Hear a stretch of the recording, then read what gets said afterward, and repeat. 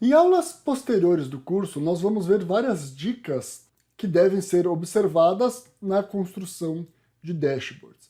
Mas antes das dicas, nós vamos ver os chamados 3 princípios, que são princípios fundamentais, os mais importantes que devem ser observados na construção de um dashboard. Então nós temos o princípio da simplicidade, o princípio da necessidade e o princípio da veracidade. Observe essa imagem por 5 segundos, depois eu vou fazer algumas perguntas sobre as informações contidas nela.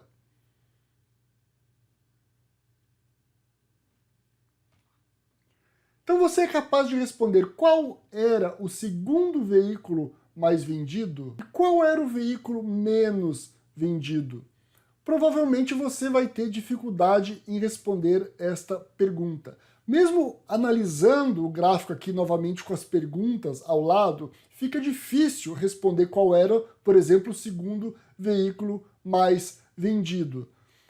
Agora, por exemplo, se eu coloco essa mesma informação em um gráfico de barras, fica muito mais fácil de perceber qual que é o segundo veículo mais vendido. A gente está vendo aqui que é o Fiesta. E o veículo menos vendido, a gente está vendo aqui facilmente que é o Ranger. Então, este é o princípio da simplicidade. Como dizia Leonardo da Vinci, a simplicidade é o último grau de sofisticação. Edward Tufte, um especialista na visualização de dados, ele diz que bons gráficos consistem de ideias complexas expressas de forma clara, com precisão e eficiência. Então, nós temos que escolher os elementos certos, primar pela simplicidade e lembrar que sofisticação é diferente de confusão. Não é porque o seu dashboard ou a sua ferramenta de dashboard tem um tipo de gráfico super, hiper, mega complexo e avançado que você deva utilizar. Prime sempre pelo princípio da simplicidade. O mais difícil é criar algo simples que seja sofisticado. O outro princípio é o princípio da necessidade. Então, os elementos que estão incluídos em um dashboard, eles são importantes para contar a história na qual o dashboard se propõe a contar. Então a gente está vendo aqui um exemplo de um dashboard cheio de elementos gráficos desnecessários. Isto tem também relação com o conceito de Data Ink Ratio do Edward Tufte, que também faz parte do curso e vai ser falado durante o curso.